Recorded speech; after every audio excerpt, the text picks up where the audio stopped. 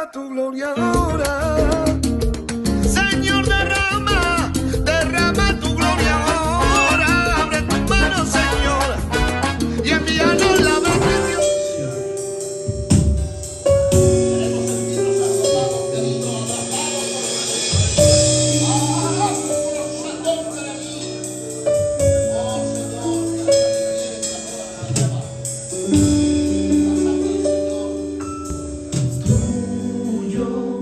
Tuyo es el reino, tuya es la gloria, a ti mi Señor. Tuyo es el reino, tuya es la gloria, a ti mi Señor.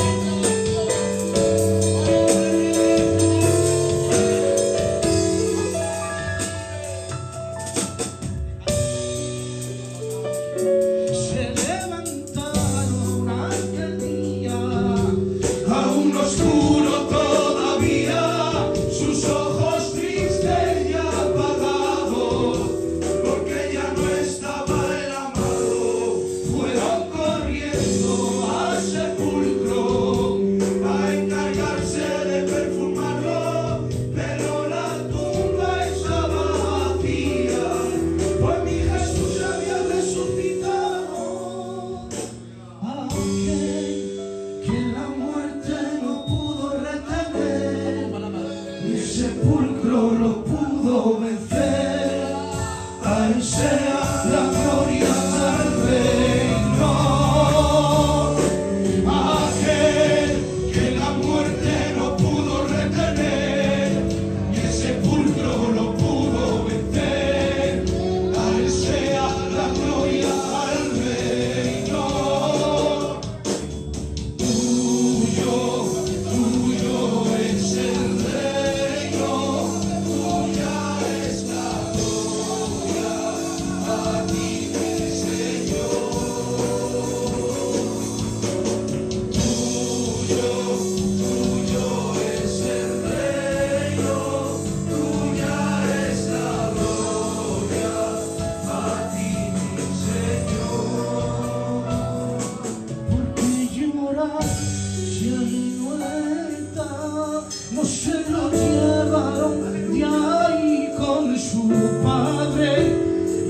regresará para hacernos morada. ¿Y por qué lloráis si ahí no está? No se lo llevaron de ahí, con su padre regresará para hacernos morada. Y dejadme verlo al que está clavado, que yo le amo, por mí la crucificado. Dejadme verlo, que ya no soy esclavo, sangre me ha comprado.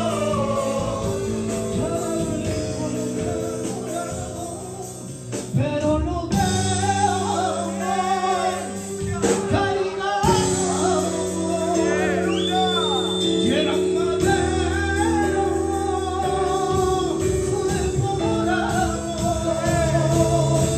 Ser ese hijo del Padre, a su diestra me encuentro yo, y no sé cómo dirigirme si yo soy un malhechor. Ser ese hijo del Padre, a su diestra me encuentro yo, y no sé cómo dirigirme si yo soy un malhechor. Porque cuando él me dio, vengo en mi camino. Porque cuando él me dio, vengo en mi camino.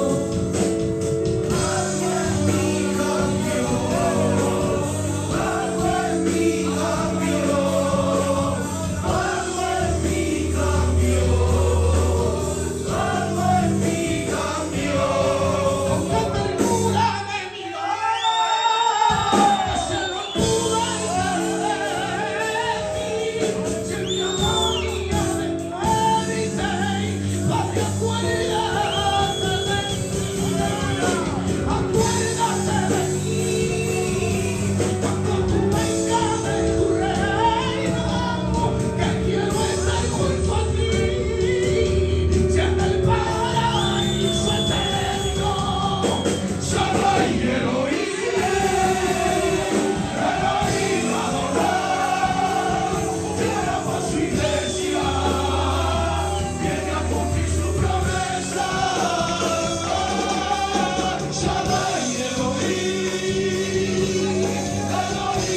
Adonai, viene por su iglesia, viene a cumplir su promesa. Si no fuera por tu amor, tu honor, tu cruz, sangre derramada, si no fuera por el sacrificio que salvó nuestras almas, si no fuera por tu amor, tu honor, tu cruz, sangre derramada, si no fuera por el sacrificio que salvó nuestras almas, yo ya no soy esclavo, su sangre me ha comprado, su muerte en el Calvario nos salvó. Yo ya no soy esclavo, su sangre me ha comprado, su muerte en el Calvario nos salvó.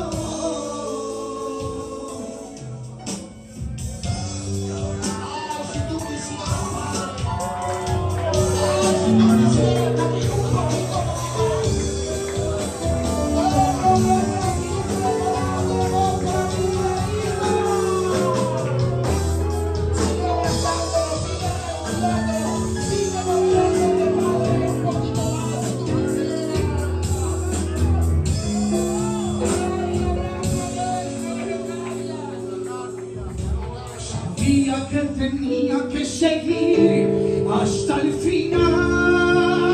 Él se dejó clavar por un camino eterno para la humanidad, siendo santo y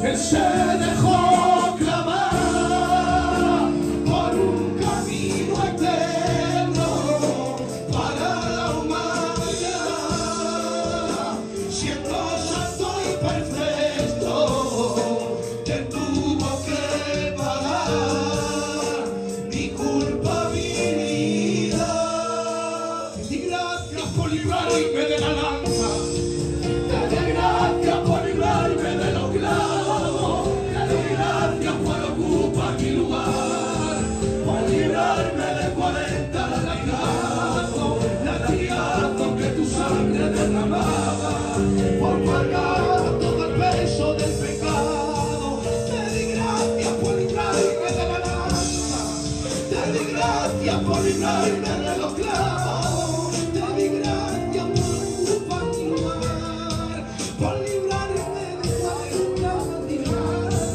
latigazos tu sangre, por pagar todo el peso del pecado. Solo di una palabra, todo cambia, todo cambia. Solo di una palabra y todo cambia, todo cambia. Solo di una palabra y todo cambia, y todo cambia. Solo di una palabra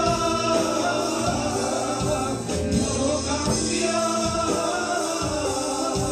y todo cambia. Y quiero darte la gloria, papá. Quiero darte la gloria, papá. Y quiero darte la gloria, papá. Y quiero darte la gloria, papá. Y quiero darte la gloria, papá. Y quiero darte la gloria, papá. Rehuso los aplausos, rehuso la gloria y reconocimiento que no te puede dar, papá.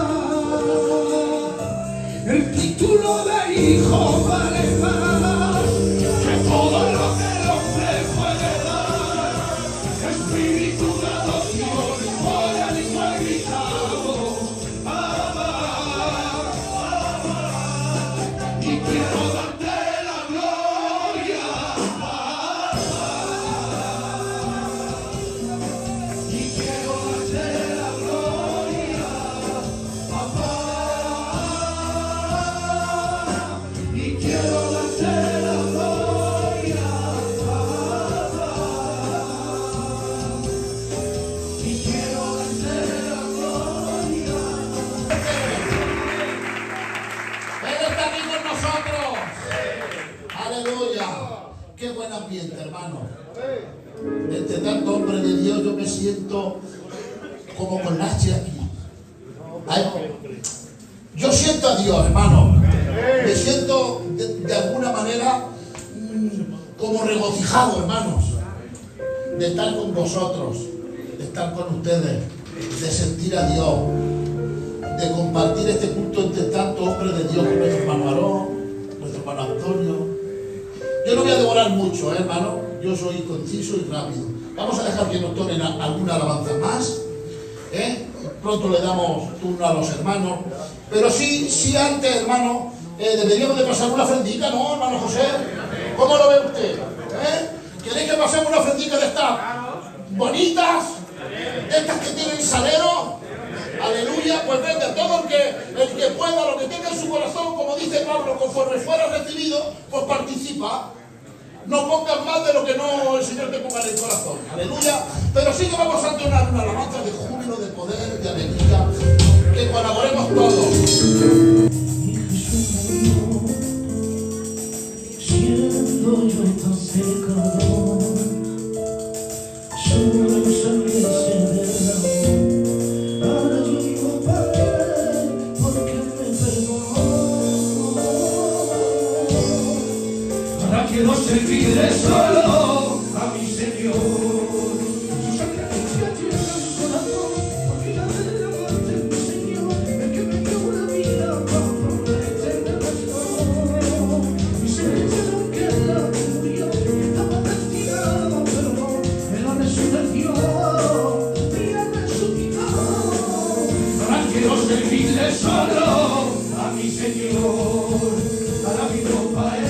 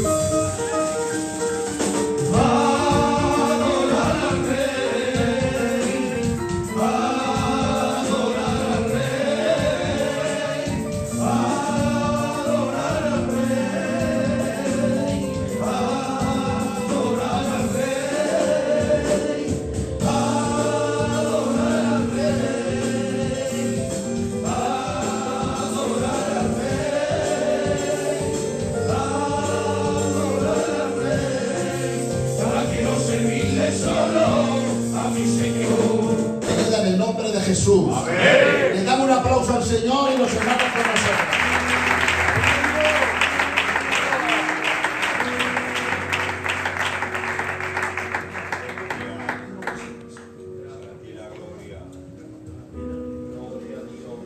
Buenas tardes, yo soy un joven de la Iglesia de Gracia y he venido a acompañar al hermano Joel.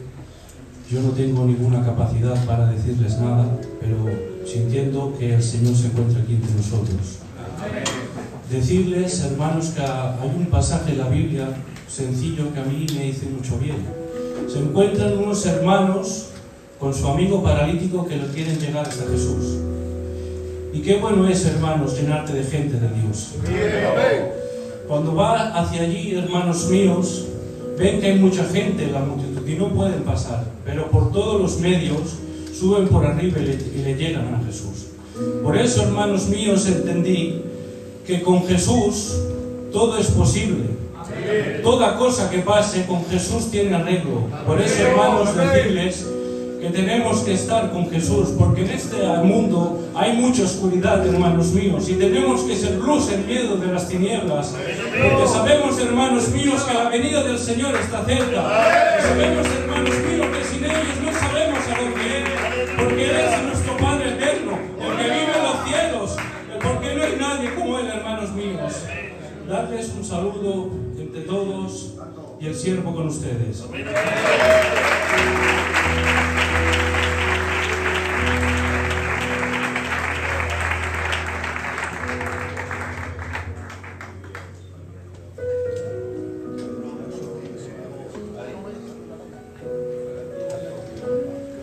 Gloria al Señor. Buenas tardes a todos.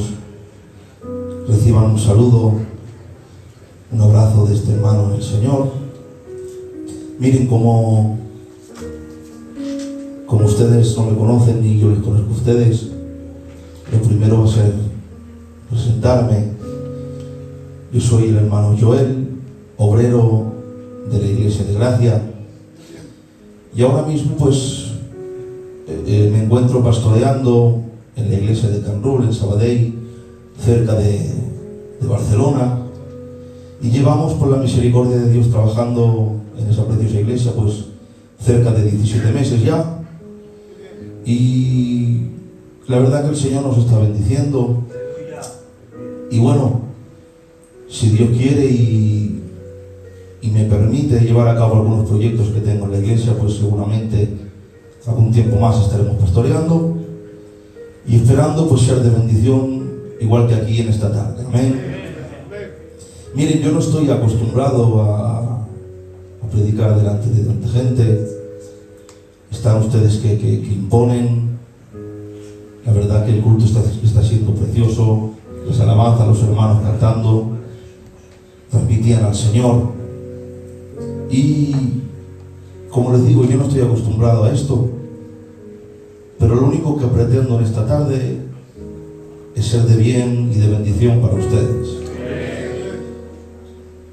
Y esta mañana, meditando en el Señor, y hace unos días que estaba pensando en este culto, y el Señor ponía un mensaje en mi corazón,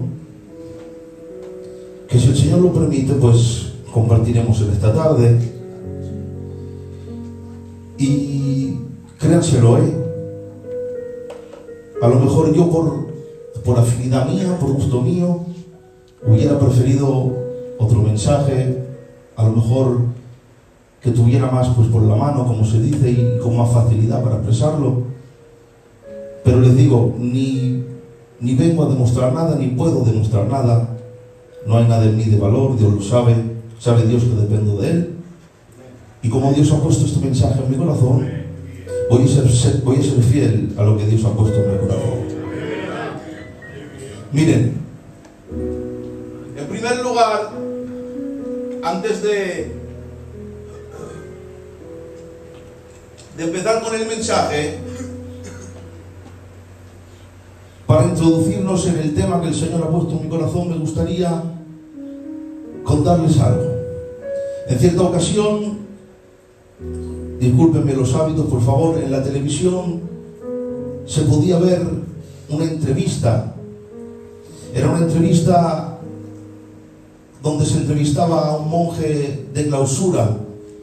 Son esos hombres que se encierran en un monasterio, en un convento, y pasan su vida encerrados, dedicados a la obra del Señor, dedicados a la oración, dedicados, algunos incluso haciendo voto de silencio, no dicen ni una palabra y se tiran tiempo sin decir nada. En esta entrevista, el entrevistador le preguntaba al monje de clausura, le decía: mire, si después de todo este tiempo vivido, si después de toda esta vida de esfuerzo, de abnegación, esta vida de negarse a los placeres, de clausura, de encerrarse, de oración, si después de todo, el día que le tocara partir de esta tierra, usted descubriera que después de la muerte no hay nada, si usted descubriera que no hay vida eterna, que no hay promesas en el cielo, que no hay reino de los cielos, que no hay Dios alguno, ¿qué pensaría usted? Y este hombre le respondió: mire, la santidad, la oración, el silencio son tan hermosos en sí mismo que si no hubiera recompensa alguna había valido la pena. En otra ocasión se podía ver a un pastor, a un predicador debatiendo con un ateo, y el ateo le hacía básicamente una pregunta muy parecida. Le decía: ¿qué pasaría si después de todo lo vivido, de todo lo predicado, de todo esfuerzo, de todo lo que usted ha vivido por el Evangelio, por esparcir la palabra del Señor, usted descubriera, cuando le tocara partir de esta tierra, usted descubriera que no hay recompensa, que no hay reino de los cielos, que no hay Dios, que no hay vida eterna? Y este predicador respondía: bueno, en tal caso no habría perdido nada por vivir como he vivido. Suena espiritual, es una respuesta que podríamos clasificar de justa, de espiritual, pero déjenme decirles que Pablo no estaría nada de acuerdo con esto. En cierta ocasión Pablo se encuentra con un problema terrible en una iglesia, y es que se han infiltrado gentes esparciendo falsas doctrinas, y lo que le están diciendo, lo que le están enseñando al pueblo en la iglesia de Corintios es lo siguiente: le están diciendo no hay resurrección de los muertos. A lo que Pablo en la carta tiene que contestarles en el capítulo 15 y les dice: mirad, si los muertos no resucitan tenéis un problema, porque si los muertos no resucitan, entonces Cristo tampoco resucitó. Y si Cristo no resucitó, tenéis un problema aún mayor, porque si Cristo no resucitó, aún seguís muertos en vuestros delitos y en vuestros pecados. Y Pablo escribe y utiliza una expresión, y dice así Pablo, capítulo 15 de la carta de los Corintios, creo que es el verso 32-33, dice lo siguiente: hermanos, si los muertos no resucitan, comamos y bebamos, porque mañana hemos de morir. Aquellos hombres contestaron: si no hay vida eterna, si no hay recompensa, todo habría valido la pena. Pero Pablo dice: señores, si no hay vida eterna, si no hay resurrección de los muertos, comamos y bebamos, porque mañana hemos de morir. Está diciendo Pablo: todo lo que vivimos, todo lo que sufrimos, todo lo que pasamos, tiene razón de ser. ¿Por qué? Porque hay una recompensa y porque hay un propósito. Si no hay propósito, la vida que vivimos no tiene sentido.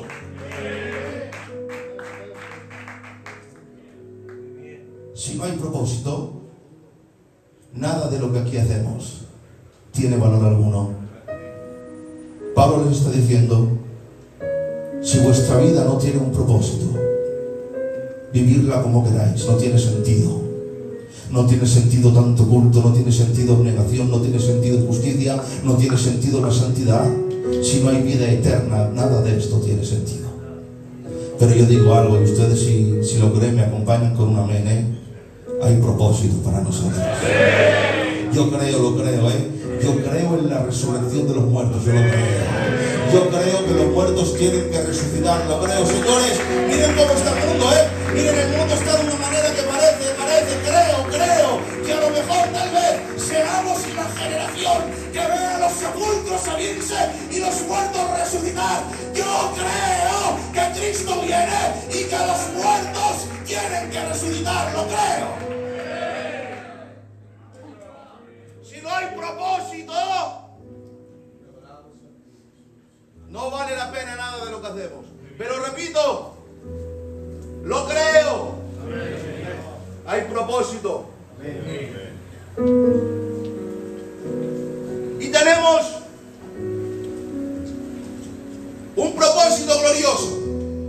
Miren, creo y lo creo fielmente que hay gente aquí que personalmente tiene el propósito de Dios para su vida. Está claro, la palabra lo deja muy claro, que Dios no hace acepción de personas. pero no las hace en cuanto a la salvación. Dios llama a todo el mundo para la salvación. Dios quiere que todos se salven, Dios no quiere que nadie perezca, por lo tanto Dios no hace distinción de personas para la salvación, pero también está claro en la palabra que Dios escoge a gente para propósitos selectos. Dios tiene propósitos personales, a lo mejor para gente que hoy está aquí sentada, lo creo. No tenemos más que ir a la palabra, vemos cómo Dios llama a Abraham, vemos cómo Dios llama a David para ser rey de Israel, vemos cómo Dios llama desde el vientre de su madre a Jeremías para ser profeta, vemos cómo llama desde el vientre de su madre a Pablo para ser apóstol de las naciones. Hay gente que tiene propósito en Dios. Pero no solo hay propósito personal. Como iglesia de Cristo tenemos un propósito universal para todos nosotros. Dios tiene un propósito preparado para todos y cada uno de nosotros, y no es otro, atención señores, no es otro que la vida eterna. Dios tiene un propósito para su pueblo, y es que un día vivan toda una eternidad juntamente con Él.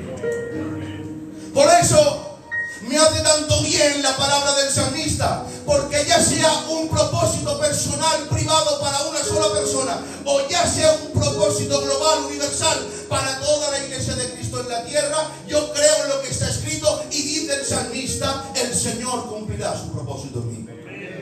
¿Tú lo crees? Yo creo que Dios cumplirá su propósito para nosotros.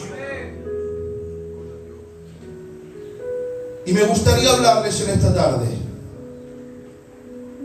de un hombre con propósito.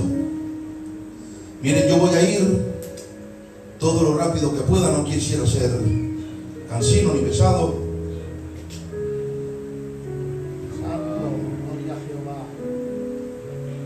Y me gustaría que me acompañaran a la palabra del Señor. Vamos a hablar de un hombre con un propósito, y no solo es que tiene propósito, sino, atención, Dios le revela cuál es su propósito. Vamos a leer la palabra en el capítulo 37 del libro del Génesis, del verso 5 al verso 10, y dice así la palabra del Señor. Y soñó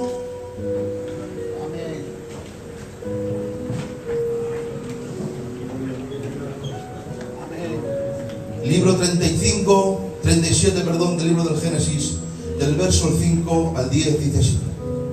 Y soñó José un sueño, y le contó a sus hermanos, y ellos llegaron a aborrecerle más todavía. Y él les dijo: oíd ahora este sueño que he soñado. He aquí que atábamos manojos en medio del campo. He aquí que mi manojo se levantaba y estaba derecho, y que vuestros manojos estaban alrededor y se inclinaban al mío. Le respondieron sus hermanos: ¿reinarás tú sobre nosotros, o señorearás tú sobre nosotros? Y le aborrecieron aún más a causa de sus sueños y sus palabras. ¿Sueño que soñaste? ¿Acaso vendremos yo y tu madre y tus hermanos a postrarnos en tierra delante de ti? Y sus hermanos le tenían envidia, mas su padre meditaba en esto. Amén. A su palabra. Tomen asiento, por favor.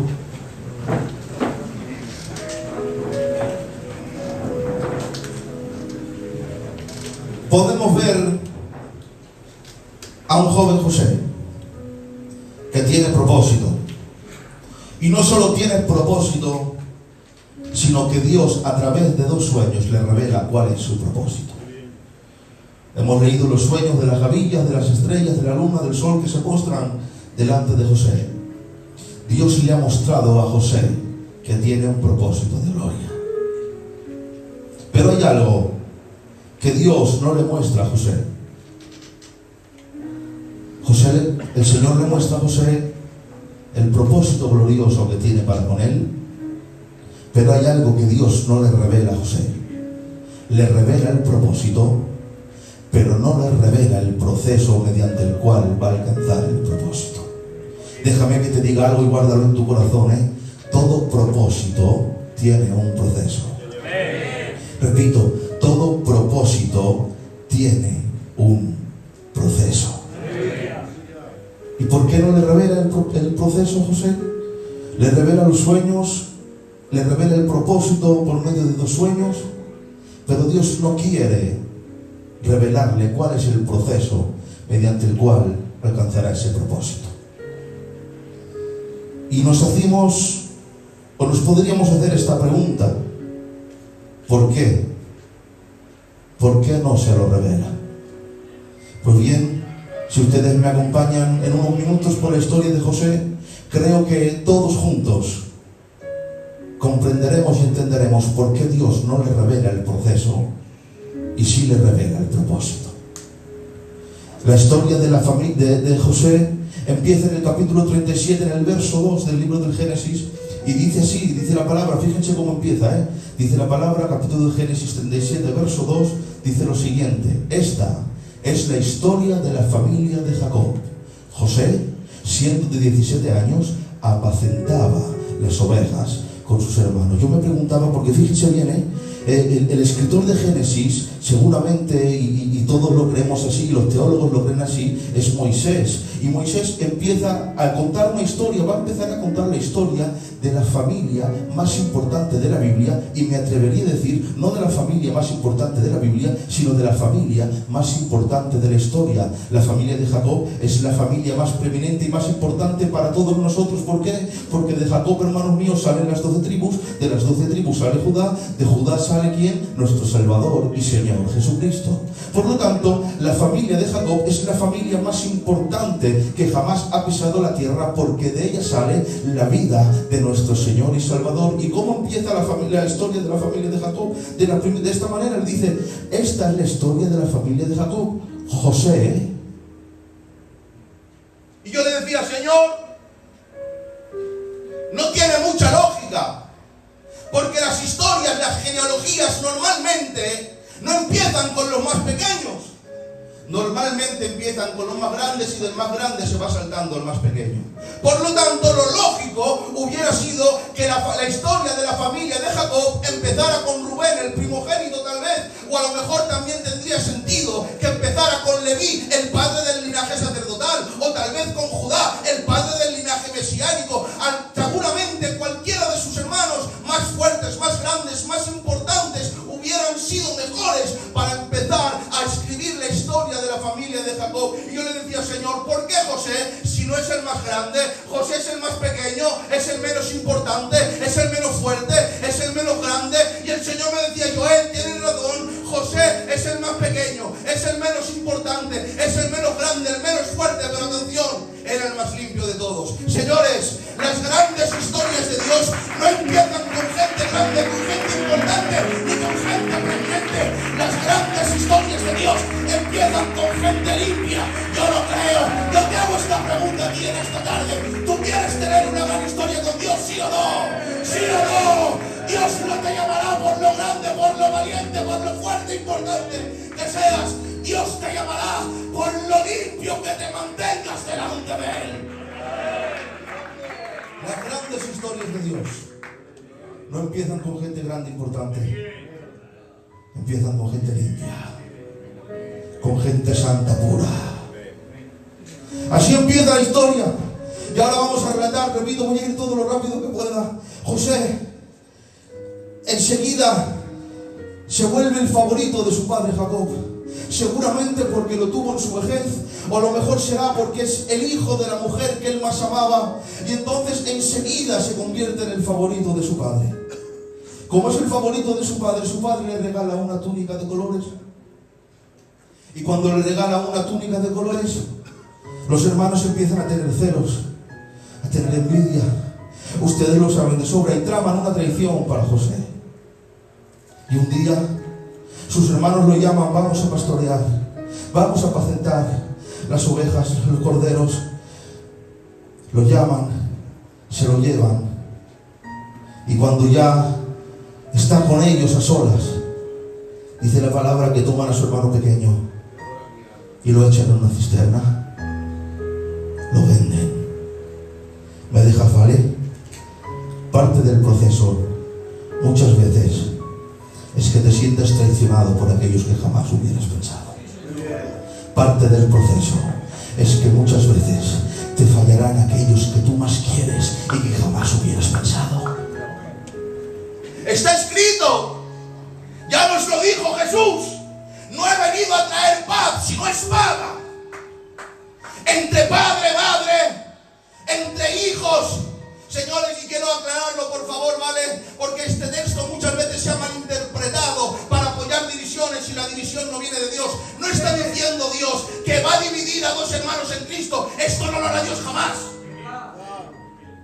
Lo que está diciendo es que a lo mejor algún día la vida te pondrá entre la espada y la pared y te dirá que elijas entre Cristo y alguien de tu familia que no tiene a Cristo. Te dirá que elijas entre alguien que amas mucho pero que no ama a Dios y entre Dios que te ama mucho más que nadie.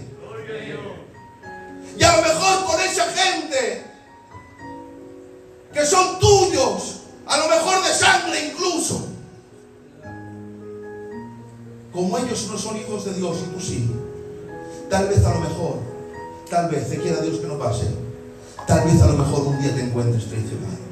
Te encuentres como José, que no entiendes el porqué, si al fin y al cabo son sus hermanos mayores, serían los que tendrían que cuidarle, pero sin embargo lo echan en una cisterna y lo venden. Qué pena, pero lo siento, muchas veces esto es parte del proceso. Parte del proceso a lo mejor es que te habías vendido por aquel que jamás lo hubiera pensado. Aleluya. ¿Me dejan un poquito más? Venden a José. Ahora dice la Biblia que los ismaelitas, toman a José, lo llevan al mercado y allí aparece un hombre llamado Potifar. Potifar es un hombre importante en Egipto.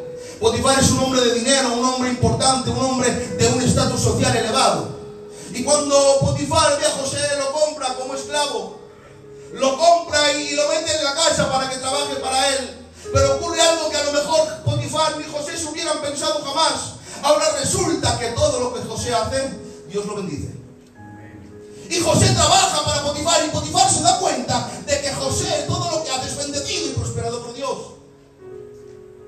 Y como se da cuenta de eso, Potifar decide ponerlo como el siervo, como el mayordomo mayor, para que mande y gobierne su casa. Y solamente Potifar estaba en la casa por encima de José.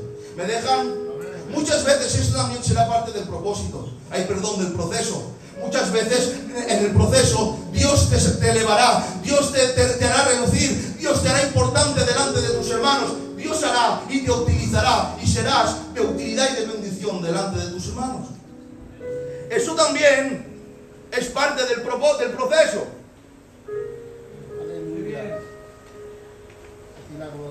A lo mejor en el proceso, para alcanzar tu propósito, Dios te lleva a lo más alto. A lo mejor Dios te hace relucir, a lo mejor Dios hace que la gente vea y comprenda que todo lo que haces es prosperado por Dios, que todo lo que haces es bendecido por Dios. Muchas veces esto también será parte del proceso. Pero ahora continuamos con la historia. Ahora resulta que está en la casa de Potifar. Es el mayordomo con más rango, el mayordomo que más manda después de Potifar. Y resulta, hermano mío, discúlpeme la expresión, que la mujer de Potifar se encapricha de José. Tanto se encapricha de José, hermano mío, discúlpeme, ¿vale? Ancianos, les pido perdón, pero voy a utilizar el término que utiliza la Biblia. Esa mujer le dice a José: José, duerme conmigo. Hermanos, quiere tomarle la mujer de Potifar. Y no se conforma porque José es un hombre íntegro, un hombre santo, un hombre que se mantiene íntegro para el Señor. José se niega en rotundo. Y no se conforma con eso. Y lo acusa con un falso testimonio. Y la mujer de Potifar dice: este hombre, este siervo ha intentado propasarse conmigo. ¿Me dejas? Muchas veces esta será parte del proceso también, porque cuando estás bien, cuando estás en tu mejor momento espiritual, cuando estás orando más que nunca, cuando te arrodillas delante de Dios más que nunca, cuando buscas a Dios, cuando lees la palabra, cuando te consagras, lo primero y lo que te garantizo que va a pasar, y esto guárdalo en tu corazón porque pasará, lo que va a pasar es que Satanás se levantará en contra de ti. Satanás querrá mancharte, querrá ensuciarte. Satanás vendrá intentando hacerte caer. Esto también es parte del proceso que cuando estamos en el mejor momento de nuestra vida espiritual, cuando más oramos, cuando más buscamos, cuando mejor estamos, muchas veces a mí me ha pasado. ¿No les ha pasado a ustedes? A mí me ha pasado que en mi mejor momento, cuando más he orado, cuando más he buscado al Señor, cuando más he ido, cuando más me he santificado, Satanás no ha esperado ni días, horas, y se ha levantado para intentar quitarme la vida. Yo lo he vivido y estoy seguro que aquí hay mucha gente, muchos hombres que al igual que yo también lo han vivido. Satanás levantándose enfurecido porque este es su trabajo. Le preguntó Dios a Satanás: ¿de dónde vienes? ¿Y qué dijo de rodear la tierra? Dice Pablo: están atentos, porque Satanás está como león rugiente dando vueltas a ver qué es lo que puede devorar. Y Satanás lo que quiere devorar y lo que le apetece más que nada en este mundo es cuando ve a alguien que se consagra, a alguien que se niega al mundo, que se niega al pecado. Lo que él quiere es hacerlo caer, quitarle la vida, matar, robar, destruir. Eso es parte del proceso. Esto también es parte del proceso. Y aquella mujer, dice la Biblia, aseándose de la ropa de José, le arrancó los vestidos que él llevaba. Se los arrancó, pero José huyó. Perdió sus vestidos, pero se mantuvo íntegro. Perdió sus vestidos, pero se mantuvo íntegro. ¿Me dejas?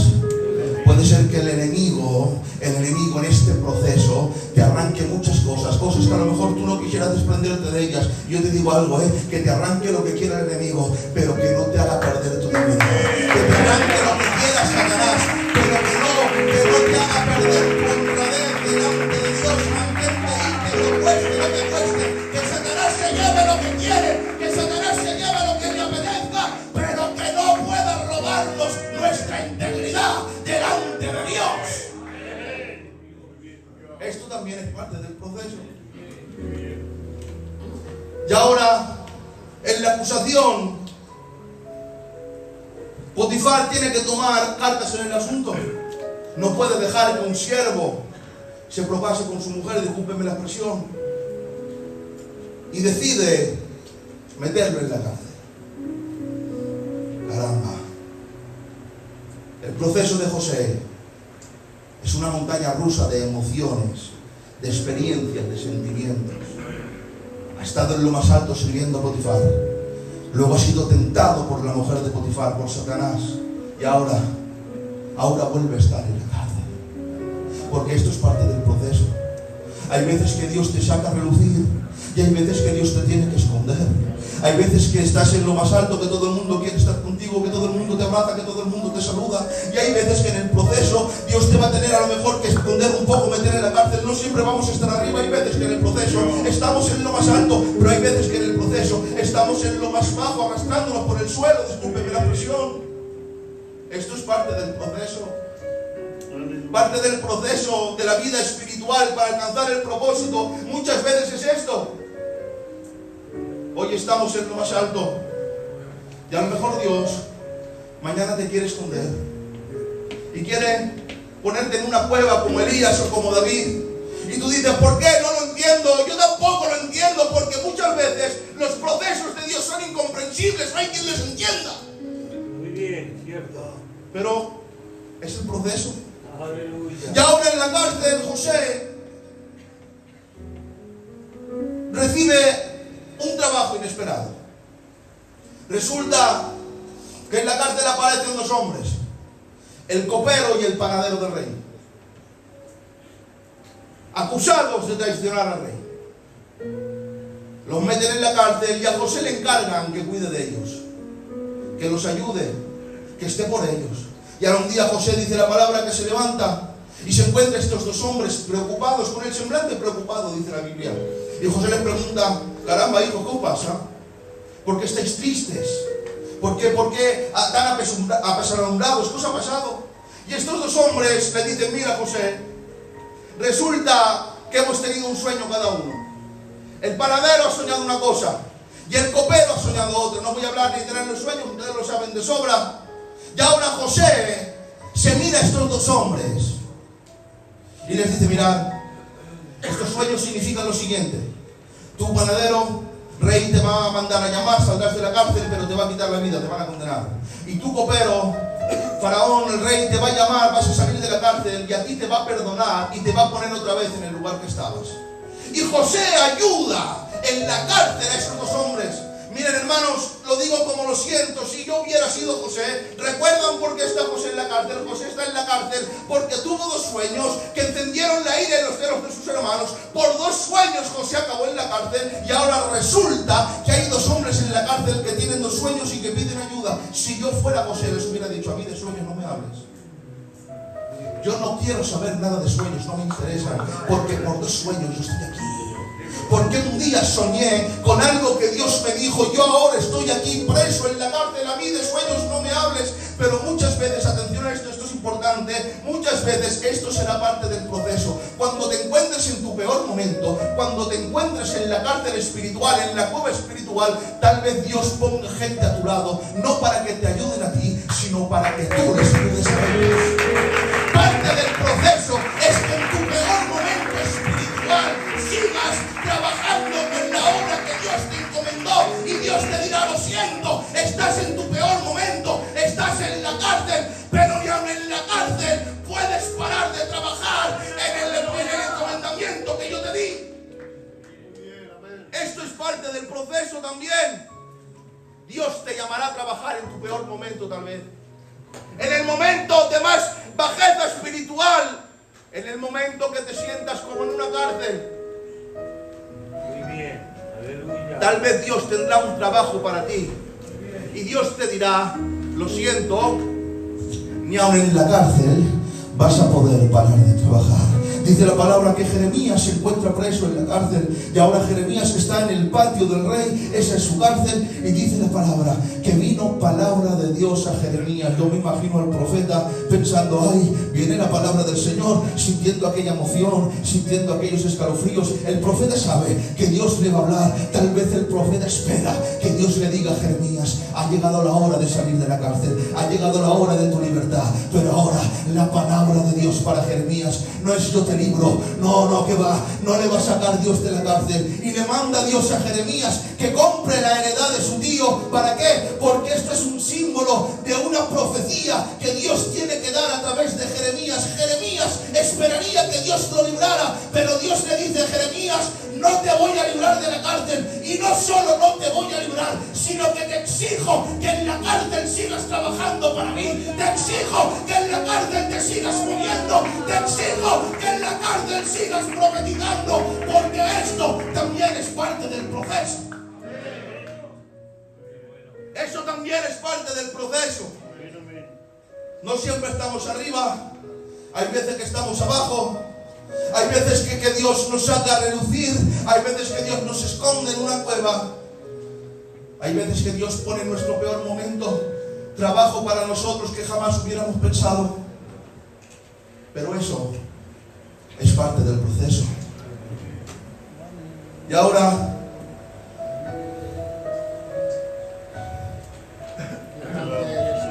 en el proceso, el copero es liberado, y José solo le hace una petición al copero. Le dice: mira, copero, el rey te va a devolver tu lugar, vas a volver a servirle, vas a volver a estar a su lado. Solo te pido una cosa, copero, una solo: cuando salgas al rey, háblale de mí. Dile que se acuerde de mí. Dile que soy un hombre justo, que soy un hombre esforzado, que soy un hombre que Dios me bendice. Dile al rey que estoy aquí sin motivo, sin causa, que soy un hombre justo. Por favor, copero, acuérdate de mí. Y dice la palabra que el copero sale, y cuando sale no se acordó de José. José le ayudó, pero el copero no se acordó de José. ¿Me dejan? Esto también es parte del proceso. Habrá muchas veces que aquellos a los que tú un día ayudaste, que aquellos a los que un día tú bendijiste y fuiste de bendición para ellos, a lo mejor se van a olvidar de ti. Y tú estuviste ahí para bendecir. Tú estuviste ahí para ser de bendición. Y llegará el momento en que tú necesitarás que ellos te ayuden. Y a lo mejor aquellos a los que tú bendeciste se olvidarán de ti. Eso también es parte del proceso. proceso. Que aquellos a los que ayudaste se olviden y no se acuerden de ti.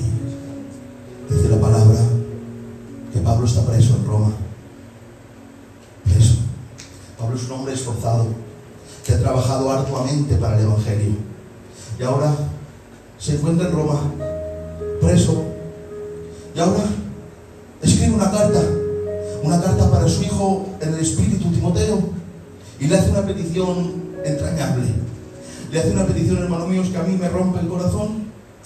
Le dice Pablo a Timoteo: Timoteo, cuando vengas a verme, por favor, tráeme los libros, los rollos, y tráeme una capa.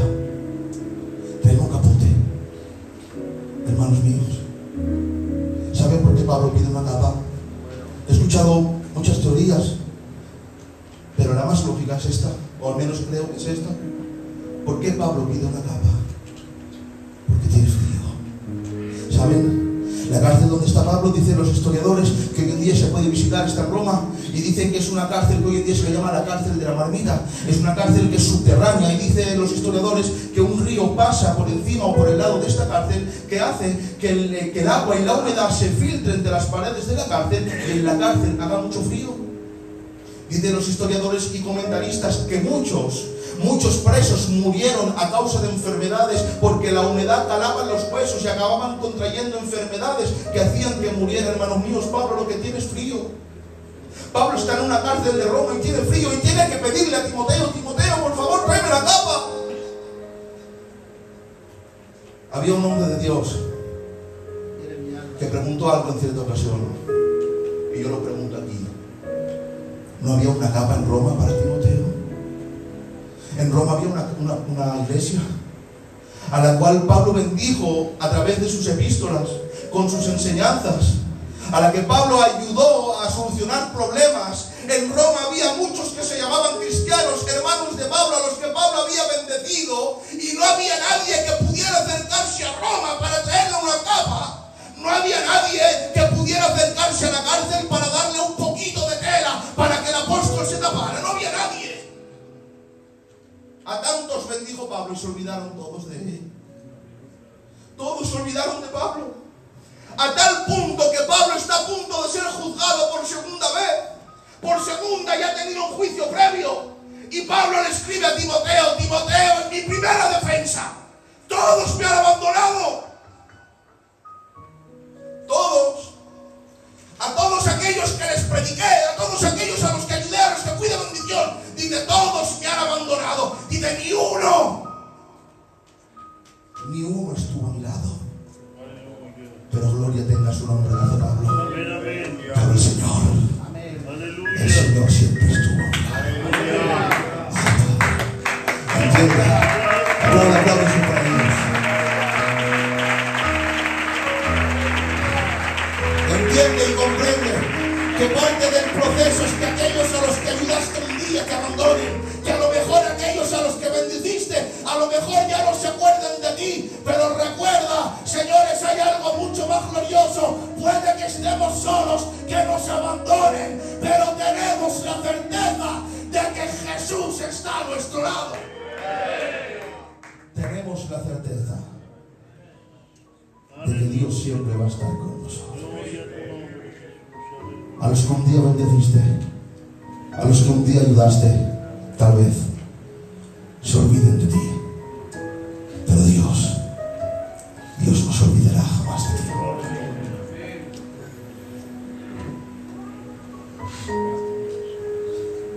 Ustedes conocen cómo después Faraón tiene unos sueños. José los interpreta. Faraón, viendo que José es un hombre bendecido, utilizado por Dios, decide ponerlo por segundo de su reino. Ya no hay nadie más grande que José. Solo Faraón está por encima de José. Ustedes saben cómo llega hambre a la tierra y los hermanos de José llegan para pedirle a José que los alimente. Y voy a ir rápido, ya termino. He aquí el propósito de José cumplido. los sueños cumplidos, el propósito profetizado por Dios, mediante 2 sueños cumplidos en ese momento, todos sus hermanos doblegados delante de él. Aleluya. Su padre doblegado delante de él pidiéndole auxilio, socorro, porque se mueren de hambre. Pero ahora hemos pasado rápido por el proceso de José para llegar a su propósito, y ahora estoy seguro que al igual que yo comprenden por qué Dios no les reveló el proceso para alcanzar el propósito. Yo pregunto y me pongo a mí por no poner a nadie: ¿quién no hubiera aceptado el propósito si hubiera sabido ese proceso? ¿A quién le apetece ser vendido? ¿Quién quiere ser traicionado? ¿Quién quiere ser abandonado? ¿Quién quiere ser arrinconado por una parte? No quiere nadie. Señores, por eso muchas veces Dios te va a revelar el propósito que tiene para ti, pero no puede revelarte el proceso, porque si me revela el proceso, tal vez me diría: lo siento, Señor, pero no estoy preparado para este propósito. Porque no quiero sufrir. Porque no quiero pasar de mal. ¿A quién le gusta? Yo no quiero. Por eso muchas veces, Dios te va a revelar el propósito que tiene para ti personal. O ya te ha revelado el propósito universal que tiene para contigo como iglesia de Cristo, que es la salvación. Pero Dios no puede decirte cuál va a ser ese proceso, porque sabe Dios que nos asustaríamos si supiéramos lo que tenemos que pasar. Y déjame que te diga algo: el proceso es necesario para alcanzar el propósito, porque en el proceso está el trato, y el trato es necesario para poder alcanzar el propósito. ¿Tú lo crees? Amén. ¿Me dejan 10 minutos más? Amén. ¿Me dejan que les cuente un testimonio personal mío? Aleluya. Miren,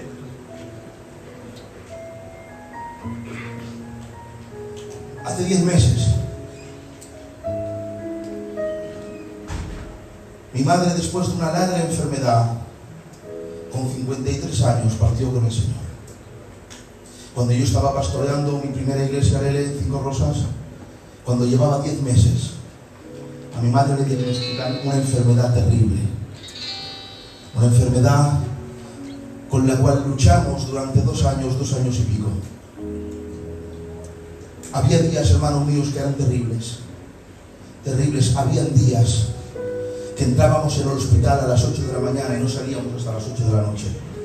Análisis, pruebas, consultas, quimioterapia. Y yo recuerdo perfectamente un día en una sala de quimioterapia, discúlpenme por favor, ¿vale? En una sala de quimioterapia. Yo estaba sentado en una silla y mi madre, con 52 años, estaba tumbada a mi lado en una cama. Yo la miraba y le dije al Señor: Señor, yo no quiero pasar por esto. Yo le hice una súplica al Señor y le dije: Señor, por favor, si puedes, líbranos de esto. Señor, yo le suplicaba: Señor, yo no quiero esto, yo no quiero pasar por esto. Yo quiero que tú me libres, por favor, sánala. Ya vale, por favor, Señor. Pero tuve que aprender en esa misma sala una lección muy importante. ¿Saben por qué? Porque nadie quiere pasar por el trato. ¿Quién quiere pasar por el trato? ¿Qué va, hombre? Si el trato duele, si el desierto duele, si las heridas duelen, nadie quiere pasar por el trato. Todo el mundo pide ser librado, nadie quiere pasar por el trato. Todos, cuando nos vemos en el proceso y en el trato, lo que pedimos es ser librados. Porque nadie quiere pasar por el trato, todos queremos ser librados. Pero Dios tuvo que hacerme aprender una lección muy importante, y es que hay veces que Dios no quiere librarte, hay veces que Dios prefiere tratarte. Hay veces que Dios no te va a librar. Yo le pedí: líbrame, y me dijo: no. Porque hay veces que Dios no va a librarte, porque prefiere Dios tratarte que librarte. Porque sabe Dios que el trato es más efectivo para tu vida. Sabe Dios que el trato es más necesario para tu vida para poder alcanzar el propósito. Nadie quiere ser tratado. Nadie quiere sufrir. Nadie quiere. Pero hay veces que Dios no quiere librarte, porque prefiere tratarte en el proceso. ¿Saben?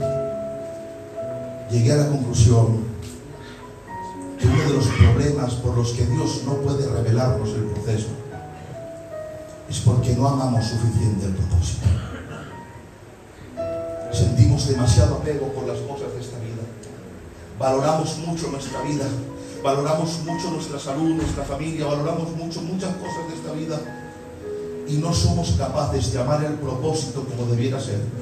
Y como no amamos lo suficiente el propósito, por eso Dios no puede revelarnos el proceso, porque el proceso impediría que el propósito se cumpliera. Pero yo no quiero terminar este mensaje sin hablar de la persona más importante de esta vida. Yo no quiero terminar este mensaje sin hablar de la persona más importante del universo. Dice el libro de los Hebreos, hablando de Cristo, que puesto el gozo delante de él, tomó la cruz, menospreciando el oprobio. ¿Te das cuenta? Fíjate,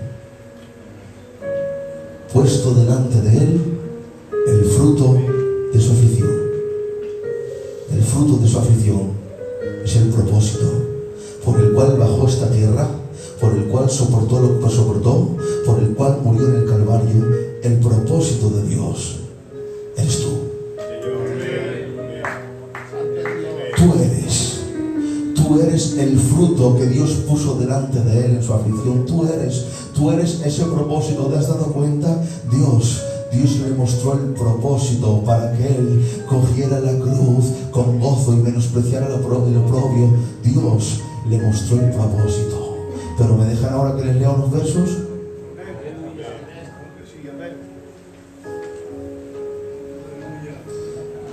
Dice el profeta Isaías: ¿quién ha creído a nuestro anuncio? ¿Y sobre quién se ha manifestado el brazo de Jehová? Subirá cual renuevo delante de él, y como raíz de tierra seca, no hay parecer en él, ni hermosura le veremos, mas sin atractivo para que le deseemos. Despreciado y desechado entre los hombres, varón de dolores, experimentado en quebranto, y como que escondimos de él el rostro, fue menospreciado y no lo estimamos. Ciertamente llevó él nuestras enfermedades y sufrió nuestros dolores, y nosotros le tuvimos por abatido, por azotado, por herido de Dios. Mas él herido fue por nuestras rebeliones, molido por nuestros pecados. El castigo de nuestra paz fue sobre él, y por su llaga fuimos curados. Todos nosotros nos descarriamos como oveja, cada cual se apartó por su camino, mas Jehová cargó en él el pecado de todos nosotros. Angustiado él y afligido, no abrió su boca. Como cordero fue llevado al matadero, y como oveja delante de sus trasquiladores enmudeció y no abrió su boca. Dice el Salmo 22: Dios mío, ¿por qué me has desamparado? Mas yo soy gusano y no hombre, oprobio de los hombres y despreciado del pueblo. Todos los que ven me escarnecen, me han rodeado muchos toros, fuertes toros de Basán me han cercado, abrieron su boca delante de mí como león rapaz y rugiente, porque perros me han rodeado, me han cercado cuadrilla de malignos, horadaron mis manos, mis pies, contar puedo todos mis huesos. Entre tanto ellos me miran y me observan, repartieron entre sí mis vestidos y sobre mi ropa echaron suertes. El mismo Jesús dijo: es necesario que el Hijo del Hombre vaya a Jerusalén, sea tomado por los ancianos, sufra, lo maten, sufra vituperio. Es necesario que todo esto ocurra. ¿Te has dado cuenta? A este le mostró el propósito, sí, le mostró el propósito, pero a este no le escondió el proceso que va, no se lo escondió. ¿Por qué? Porque este amaba tanto el propósito que con sumo gozo abrazó el proceso. Si amas el propósito, si amas, Dios hará que abraces tu propósito. Tanto amaba el propósito que con sumo gozo abrazó el proceso. Señores, Dios tiene propósito para nosotros, pero no lo olviden, todo propósito tiene un proceso. Dios tiene un propósito para ti, pero no lo olvides. No alcanzarás el propósito si no pasas por el proceso. Dios quiera que soportemos el proceso que Dios tiene para nosotros, para alcanzar el propósito de gloria que Dios tiene para contigo. ¿Puedes cerrar tus ojos ahora?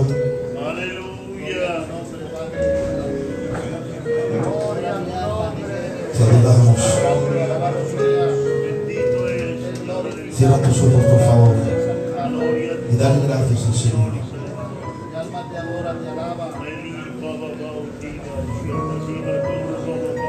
Dale gracias a Dios ahora por este culto, por las oraciones, por las alabanzas. Si en algo Dios te ha hablado, si en lo que sea Dios ha hablado a tu vida, te pido por favor que alabes a Jesús en esta tarde. Te pido por favor que le alabes, que le des gracias, que le glorifiques, Él se merece toda la gloria. Recuerda, no lo olvides, Dios tiene un propósito glorioso para ti, pero todo propósito tiene un proceso, y es necesario que pases por el proceso, es necesario que pases por el trato. Tal vez te duela, tal vez no lo entiendas, pero señores, el proceso es necesario para alcanzar el propósito. ¿Cuántos pueden levantar ahora sus manos y adorar al Señor? Un minuto, por favor. Adórale. Adora a Dios, glorifica al Señor. Glorifica a Dios en esta tarde, dale gracias. Dile al Señor, Señor, yo quiero ese propósito de gloria. Y si es necesario el proceso, que pase por mí el trato de tu voluntad. Adórale. Adora a Dios, por favor, adórale.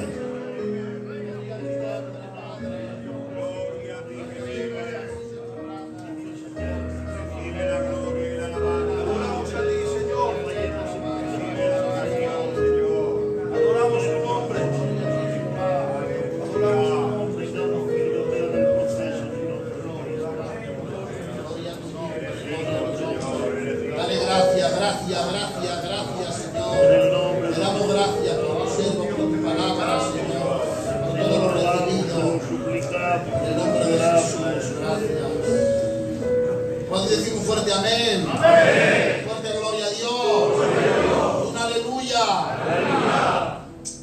Yo creo que el proceder de Dios para nosotros, aunque no te llames José, yo sí que me llamo José. Más conocido como el Joselillo. A mí me ha hablado Dios. Yo no sé si a usted le ha hablado Dios, pero yo quiero el proceder de Dios para mi vida. Aunque me duela seguir caminando con obstáculos, con lo que venga. Aunque no me revele el propósito, me da igual. Pero quiero seguir hacia adelante.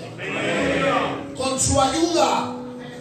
En el nombre del Padre, del Hijo y del Espíritu Santo. Dios bendiga a los hermanos. Este aplauso para ellos de cariño, de amor. Para ellos que se lo merecen. Por el bien que me han hecho en esta tarde maravillosa.